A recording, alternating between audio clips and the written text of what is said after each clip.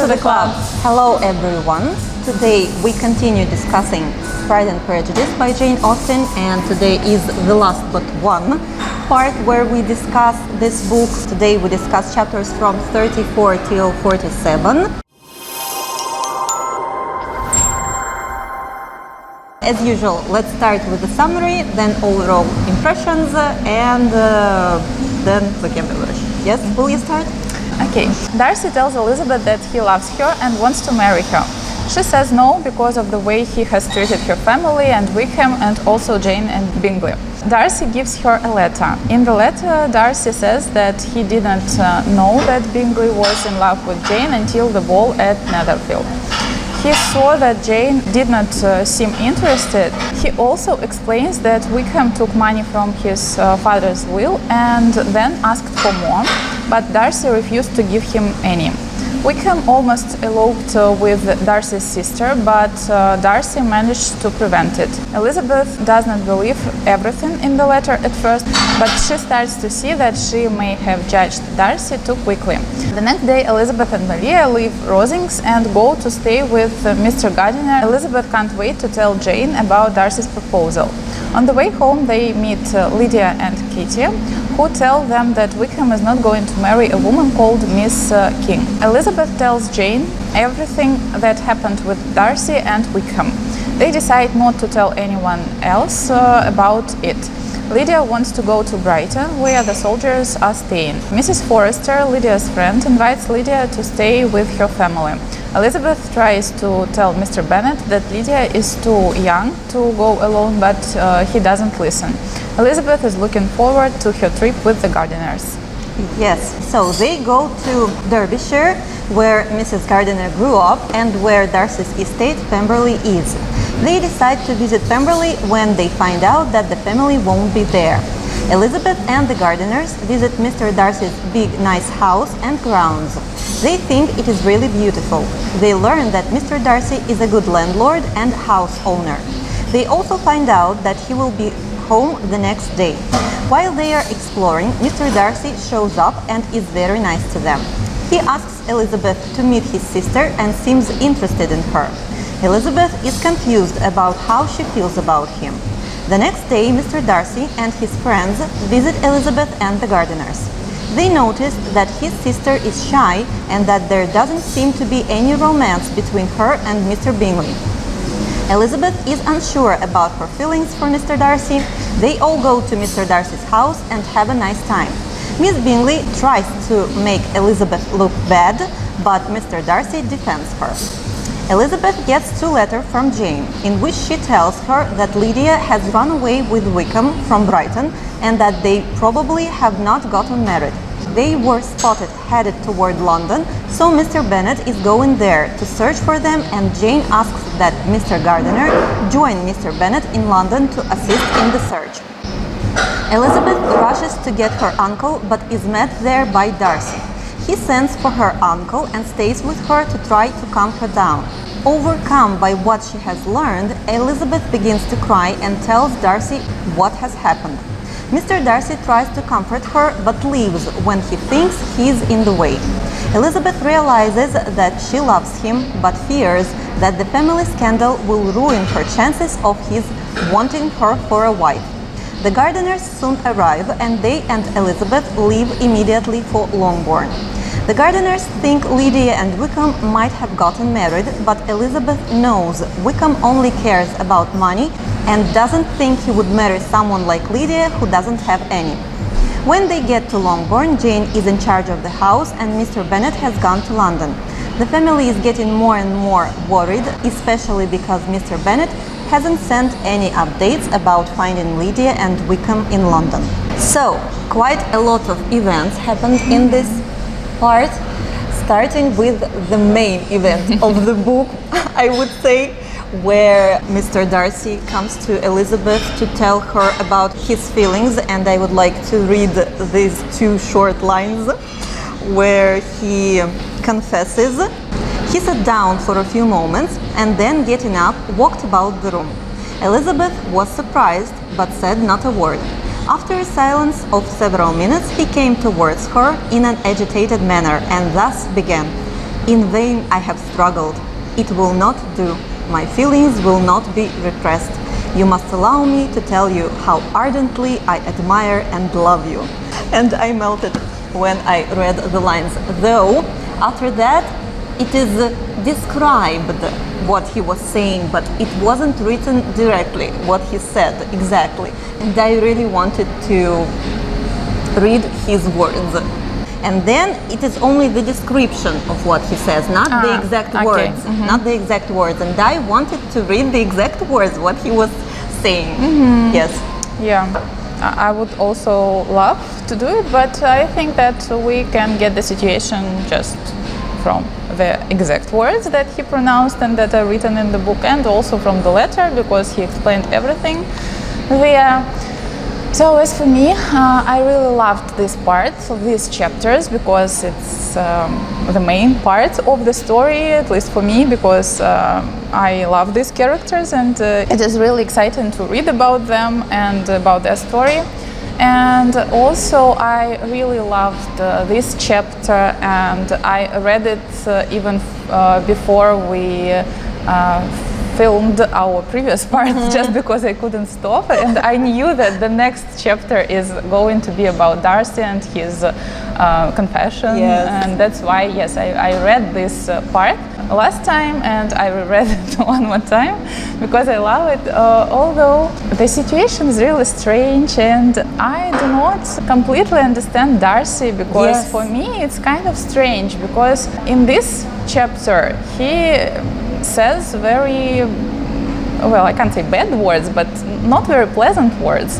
And the next chapters we learn that he is not a bad man, that he has well manners and he is respectable and educated and so on. So we knew it, but 3/4 of the book, trying to estimate, 3/4 of the book, it was like him saying something not nice or behaving not in a nice way, and it is just strange that other people see them from another perspective and they say absolutely nothing bad about him.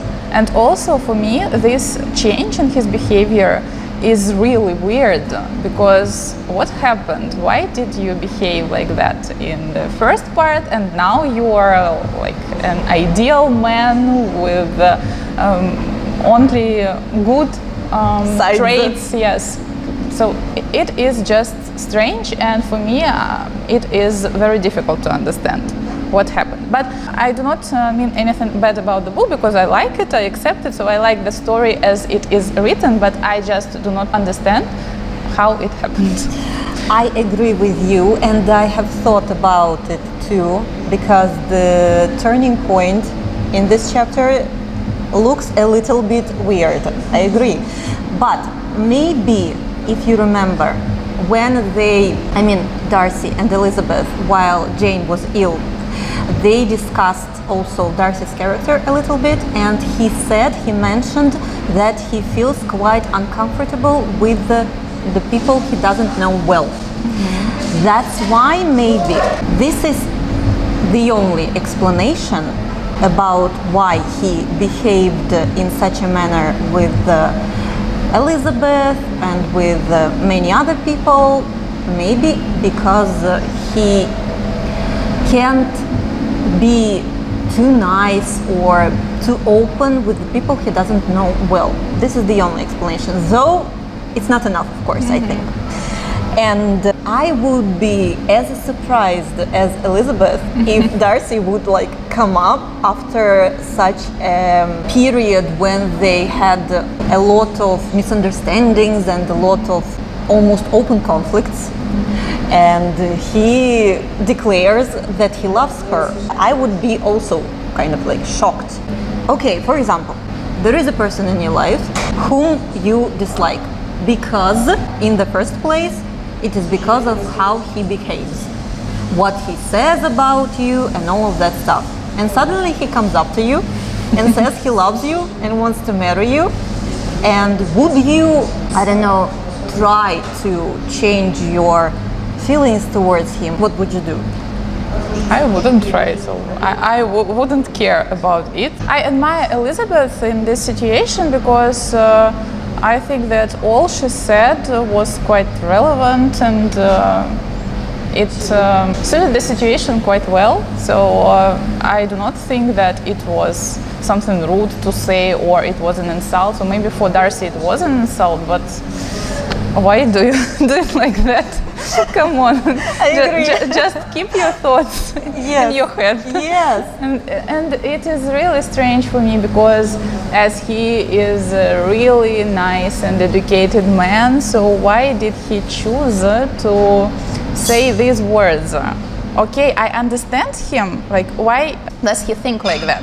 That he is better than her, he is wealthier than her, he doesn't like her family, okay, he has rights to do that. And it's absolutely fine, so if he has these thoughts, but I just do not know why he voices them out. I agree, but do you also remember there was, I think, also an instant where he mentions that the lie is repugnant to him and maybe that's why he felt that even though he's in love, he has to tell her about everything he feels and everything he thinks. Well, maybe, but for me it's not a lie. It's just, you just do not say all things that you have in your head.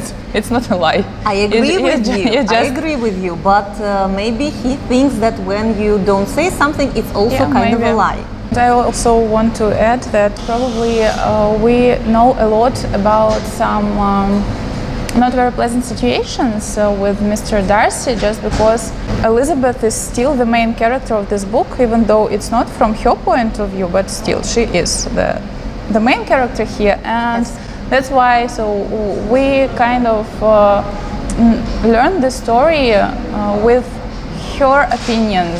Some of her opinions and ideas influence a lot the way the author describes the characters because she's the main character. So I think so. Yes. And as for the letter, first when I read this part, I thought, why didn't he just talk to her? Why did he go away and just told her some basic things without any explanation, thorough explanation, and just wrote her a letter. So this was my first thought. Yes. But then when I read the letter, and I thought that maybe it is the best way just to deal with the situation, not to have more problems, more conflicts, just to describe it, to say, to explain everything in a calm way. And yes, it was just the best way to cope with everything. Yes, because when you say something, you can only say it like once, and the person needs to remember the exact words to get the right meaning. But when everything is written, you can reread it for as many times as you want. You can have enough time to think it through. That's why I like letters a lot. I find it also nice that after that we see the description how Elizabeth starts to change her feelings towards Darcy, and that it happens gradually. Does she start to like him because of his character, or because also he likes her and he is a wealthy person? What do you think? Well, I think that because of both reasons, and probably she also feels a little bit guilty for misjudging him, and that's why she is eager to look at him from other point of view, just because she understands that she was not right in that situation. And yes, I also think that, of course, the fact that he likes her influences it a lot, because she starts to think what can happen in the future. So if she likes him as well, yeah, that's why I think that these are just reasons of everything that's happening there. What do you think about the fact that when Elizabeth told Jane about Darcy's letter, she didn't mention the situation with Jane and Bingley, and that it was Darcy who I think that it was quite wise because Jane was already very sad and upset about the whole situation, so I think it could make the situation even worse because she would understand that he really liked her, but someone stopped them from marrying each other, and I think that she would have had even more regrets about this. So But probably it's okay. basing on Jane's character, do you think she would start to dislike Darcy? I don't think so, but just the situation, maybe she would be more upset about the situation, but not about the people, because she thinks that everyone is saint. Yes. That's why I think that it wouldn't affect her. Okay, so it's about Elizabeth. After her reading the letter, she perfectly remembered everything that had passed in conversation between Wickham and herself in their first evening at Mr. Phillips'. Many of his expressions were still fresh in her memory. She was now struck with the impropriety of such communications to a stranger and wondered it had escaped her before. I like that she admits, at least to herself, that she misjudged both Darcy and Wickham. I think it's very difficult for people to tell even to themselves that they were wrong. And the description of her feelings is, she grew absolutely ashamed of herself. Of neither Darcy nor Wickham could she think without feeling she had been blind, partial, prejudiced, absurd. Yes, I like this description too. I also wanted to mention something about Mr. Darcy. Okay. So I loved his letter, and I also loved the moment when Miss Bingley said something rude about Elizabeth. She told it to Darcy. Yes. I remember that when you met her for the first time, you were surprised that she was known as such a beauty because there is nothing special about her. And if she has a bad family, something like that. Yes. So she ended her speech with the sentence, but afterwards she seemed to improve on you, and I believe you thought her rather pretty at one time. Yes, replied Darcy, who could contain himself no longer, but that was only when I first knew her, for it is many months since I have considered her as one of the handsomest women of my acquaintance. I just love this phrase. I agree, I remember this situation too, and I also liked that he didn't keep silent about it, that he decided to reply to Miss Bingley. Why would she try to charm Darcy by telling bad things about someone else? It seems very strange to me. Yeah, and I also like the moment that here Miss Bingley described as persuaded as Miss Bingley was that Darcy admired Elizabeth, this was not the best method of recommending herself. Like, she understood it somehow, and I just love that the author focuses our attention on it. Yes, yes. That's just, she couldn't keep it in herself. And I think it says a lot about her, that even though she knows it's kind of like not good, she continues doing it. Okay, so anything else? Well, about Darcy, probably no, and about Elizabeth, no, and about Lydia, well, it is something in her nature, so I think that no one was surprised. Of course, the situation is really bad for the family, and they are all nervous about it, but Lydia is just okay with it, so she doesn't care about anything. Will she marry him or not? It doesn't matter. Do I remember right that Lydia is a favorite of their mother? I think so, yes. So she prefers Lydia and Kitty. Yeah. And also, while reading this part, I don't remember why I didn't mention it last time, but I thought that the perfect wife for Mr. Collins would be Mary. I think they are very much alike, at least in formulating their ideas and sentences, so to say.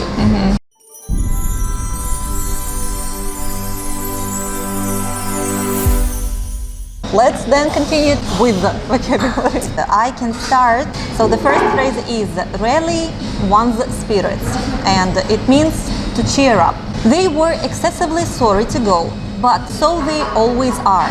The dear Colonel rallied his spirits tolerably till just at last, but Darcy seemed to feel it most acutely, more I think than last year.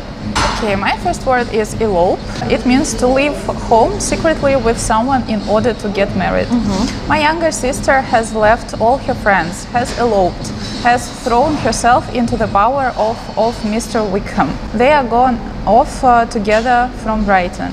And I just remember the joke about this word, that English is such a strange language. It has a special word to leave home with someone to get married secretly, in a secret, so just one word for the whole sentence, and they do not have the word like the day after tomorrow. The day after tomorrow. I remember this joke, and I completely agree with it. My second phrase is to travel post. Traveling by post meant private traveling in a coach by yourself or with your own party. You would go along a known road where there were post stations in the towns along the road. The road was known as the post road. Mrs. Collins, you must send a servant with them. You know I always speak my mind, and I cannot bear the idea of two young women traveling post by themselves. It is highly improper. Okay, the next abstract again has the word elopement, Yes. like a noun from elope, and also the word connivance, willingness to allow or secretly be involved in something bad or illegal. About a year ago, she was taken from school and an establishment formed for her in London. And last summer, she went with the lady who presided over it to Ramsgate. And thither also went Mr. Wickham, undoubtedly by design. For there proved to have been a prior acquaintance between him and Mrs. Young, in whose character we were most unhappily deceived, and by her connivance and aid he so far recommended himself to Georgiana, whose affectionate heart retained a strong impression of his kindness to her as a child, that she was persuaded to believe herself in love and to consent to an elopement. The next phrase is in token of, and the meaning is as a sign of or in evidence of. It was the second week in May in which the three young ladies set out together from Gracechurch Street for the town of Blank in Hertfordshire, and as they drew near the appointed inn where Mr. Bennet's carriage was to meet them, they quickly perceived, in token of the coachman's punctuality, both Kitty and Lydia looking out of a dining room upstairs. My next phrase, in lieu of, it means in place of or instead of, and also the word pecuniary, relating to or involving money. His own father did not long survive mine, and within half a year from these events, Mr. Wickham wrote to inform me that, having finally resolved against taking orders, he hoped I should not think it unreasonable for him to expect some more immediate pecuniary advantage in lieu of the preferment by which he could not be benefited. My next abstract has two phrases. The first one is to be cast down, which means to be sad or unhappy about something, and the second one is to keep aloof, which means to not become involved in something, to show no interest in people. Already arisen, repeated Mr. Bennet. What? Has she frightened away some of your lovers? Poor little Lizzie, but do not be cast down. Such squeamish youths as cannot bear to be connected with a little absurdity are not worth a regret. Come, let me see the list of pitiful fellows who have been kept aloof by Lydia's folly. Okay, my next phrase, in defiance of, despite or regardless of. Her thoughts were all fixed on that one spot of Pemberley House, whichever it might be where Mr. Darcy then was. She longed to know what at the moment was passing in his mind, in what matter he thought of her, and whether in defiance of everything she was still dear to him. Okay, my next abstract also has two phrases. The first one, to speak plainly, which means to say clearly and honestly what you think without trying to be polite. And the second one is to ward off, which means prevent someone or something from harming or affecting one. Excuse me, for I must speak plainly. If you, my dear father, will not take the trouble of checking her exuberant spirits and of teaching her that her present pursuits are not to be the business of her life, she will soon be beyond the reach of amendment. Her character will be fixed, and she will, at 16, be the most determined flirt that ever made herself or her family ridiculous.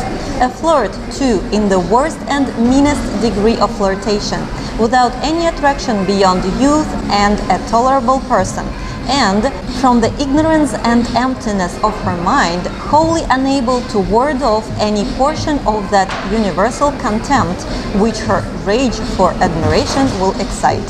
And the last phrase I have, he never cared 3 straws about her. Actually, I find the phrase not care 2 straws. 2 straws. Not 3 straws. Yes, remember it. To not care in the slightest. And marrying is safe, added Elizabeth. Safe from a connection imprudent as to fortune. She is a great fool for going away if she liked him. But I hope there is no strong attachment on either side, said Jane. I'm sure there is not on his. I will answer for it. He never cared 3 straws about her. Who could about such a nasty little freckled thing? Yes. And my last phrase is in vindication of, which means justification against denial or censure. Elizabeth here felt herself called on to say something in vindication of his behavior to Wickham, and therefore gave them to understand, in as guarded a manner as she could, that by what she had heard from his relations in Kent, his actions were capable of a very different construction, and that his character was by no means so faulty, nor Wickham's so amiable as they had been considered in Hertfordshire. Okay, that's it for the vocabulary. Anything else to add about this part? No. No. Okay, so guys, thanks for watching this episode. As I have mentioned at the beginning, next time we're going to end the discussion of this book. And so please join us next time. All the contacts are going to be in the description box below. We are always ready to discuss everything with you. Okay, so thanks for watching and live long and Do not repress your feelings. Bye-bye. Bye-bye.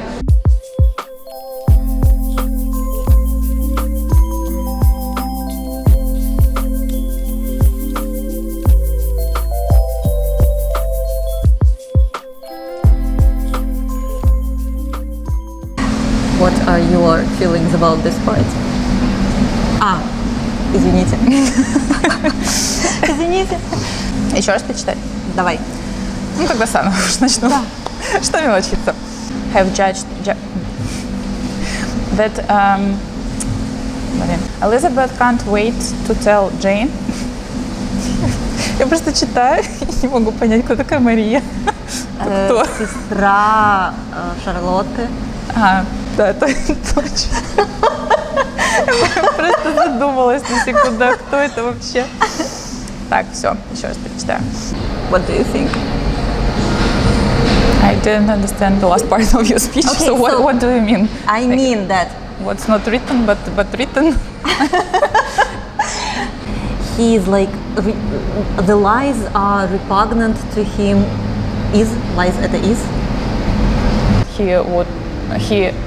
Почему he? And that her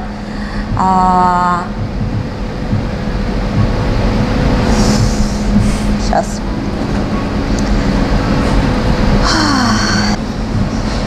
Чего? Сейчас.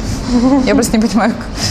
Мне кажется, у нас уже все по кругу ходит. Я реально вот иногда смотрю, мне кажется, что где-то уже было. Ну, это как бы стандартная ситуация. Я могла это видеть где угодно. Нормально. Но просто мне почему-то кажется, что мы уже это обсуждали. Но на всякий случай, у меня все равно других нет слов, поэтому... Миссис Йонж, что это такое? Я не знаю, как это читается. Где? Ну, типа оно с «и» написано, как Янг, но только с «и». Пусть будет Young. Such squeamish youths as cannot bear to be connected with a